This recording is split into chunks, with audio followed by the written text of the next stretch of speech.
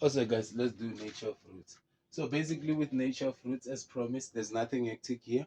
With nature of roots, we are talking about the relationship a function has with the x-axis, right? How many times does it touch the x-axis? It doesn't touch it, okay, the roots are non-real.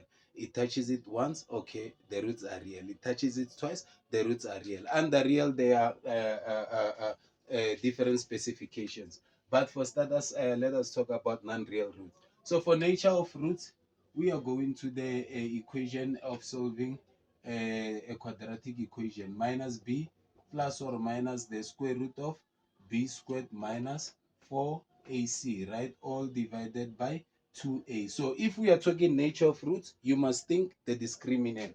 The discriminant is this part under the square root. This part under the root sign is the discriminant, right? The discriminant is denoted by this sign delta. So the discriminant is equals to b squared minus 4ac. So we are talking nature of roots, we are talking the discriminant, right? Let us start with the easy case. For non-real roots, for non-real roots, for non-real roots, this is the easy case. So for non-real roots, we are saying the discriminant has to be less than 0. So if we substitute the equation b squared minus 4ac and then we get a negative number, we know that those roots are non-real. For an example, let's say we have f of x is equals to x squared plus 2, right? This is the original function of x squared. You know that the original function of x squared is something like this, and then basically what happened here is that we just shifted it 2 units upwards, so it cuts at x is equals to 2. So this is the function at question. We are talking about this function. You can see that this function has no relationship with the x-axis. It does not touch the x-axis whatsoever. So these roots are non-real. But let's find out, right? Let's find out. Let's find out using the calculation. So the discriminant is equals to b squared minus 4ac. So in this case, our b, there's no x here, so b is 0 minus 4. Our a is 1, our c is 2. Therefore, 0 squared is 0. Here we have negative 8. 0 minus 8 is negative 8. So we can see that the discriminant is less than 0. Therefore, the roots are non-real, right? This was the easy case. This is the easy case. So for non-real roots, we are saying the discriminant is less than 0. It means that graph does not touch. Okay, so now let's talk about for real roots. So for real roots, guys, there are 3 cases, right? For real roots, there are 3 cases. But if the question just says for what values of x will the roots be real, and then they do not specify, then we say for real roots the discriminant must be greater or equal to 0, right? So the specification for real roots, so the roots can be real, but they can also be real, rational, real, rational, and unequal. Right? For this one, we say the discriminant must be equal to 0, right? So for real, rational, no, what did I say? Unequal and equal roots. For real, rational, and equal roots, the discriminant has to be equal to 0. An example will be a perfect square trinomial, right? Let's say f of x is equals to x squared plus 4x plus 16, right? This is a perfect square trinomial. Let us check the discriminant. The discriminant is equals to b squared minus 4ac. So b is 4, right? B is 4. B is 4. Yeah, 4 squared. No, this should be 8 now. What am I doing? This should be 8, right? So b is 8. B is 8 minus 4. A is 1 and C is 16, right? So this 8 squared is 64 minus 4 by 16 will be 64. Therefore, it says the discriminant is equal to 0. The discriminant is equals to 0. Therefore, the roots are real, rational, and equal, right? So for real, rational, and equal roots, the discriminant will be equal to 0. We are done with that case. Done with this one. The second case, So for the second case,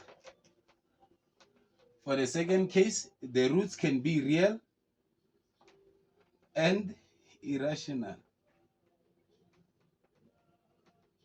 They can be real and irrational, right? So for real and irrational roots, we're saying the discriminant, they can be real and irrational, right? So for real and irrational, the discriminant must be greater than zero. The discriminant must be greater than zero, but not a perfect, not a perfect square. Not a perfect square. Meaning, if you put it under a root sign, it must give you a number that will give you a decimal, right? That number, then it means it's not a perfect. Any number that is not a perfect square, if you put it under the square root, it will give you a decimal number, right? So if it gives you a number that is greater than zero, but is not a perfect square, then the roots are real and irrational. An example, an example. An example. So an example are those questions that we solve. Ne? Question one, solve for x. An example are those questions that we solve, and they say leave your answer correct to two decimal places. Meaning we can't solve it any using the factor method. We have to use the formula method. Those are the questions, right? Those are the questions. For an example, let's say f of x is equals to x squared plus 3x plus 5, right? Something like this. You can see we cannot factorize this using the factor method. We have to use the formula method, right? So I'm saying it will give us a number that is not a perfect square. So therefore the roots are real and irrational, right? Let's say, what is the discriminant? Discriminant is b squared minus 4ac. So b is 3, 4a is 1, c is 5. This will be 9, right? This will be 9. 9 minus 20. Hey. No. Sorry, my bad.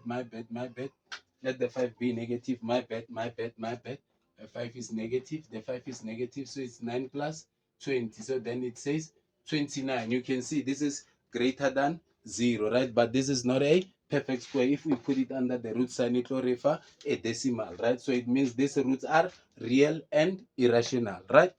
Moving right along, the last case. So with the plus here, you can see with the plus here, there are no two numbers that factors of 5 that we can add and give us this. Then it will say the root would be a non-real, right? With the positive 5, the root will be non-real. Okay, last example, last case. So the roots can also be real, rational, and unequal. So for this one, the discriminant is greater than 0 and is a perfect square. Meaning if we put it under the root sign, we will get a, if we put it under a root sign, we will get a rational number, an integer, and not a number, a rational number, yes, an integer, not a number with, not a decimal number, basically. So what is an example for this one? An example for this one, there's a lot there. There's a lot. Let's say f of x is equals to x squared plus 3x plus 2, right?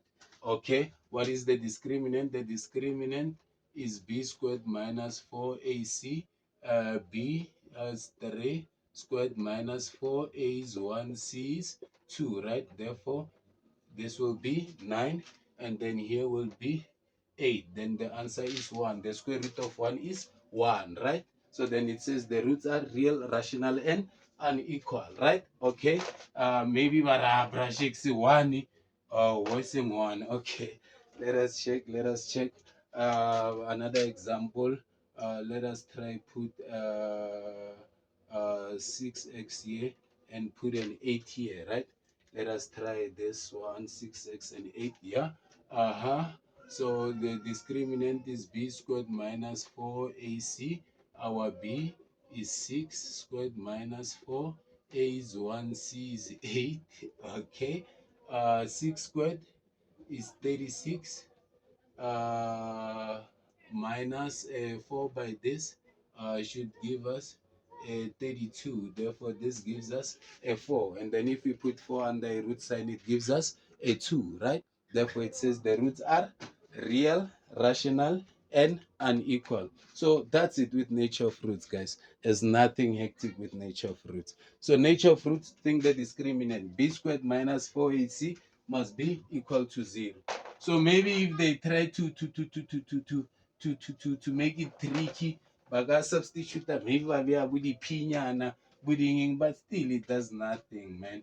X squared minus maybe say 2x is equals to 3p, and they say we must maybe investigate the nature of root. Okay, x squared minus 2x minus 3p is equals to 0. In this case, our a is 1, our b is minus 2, and then our c is minus 3p, the constant, right?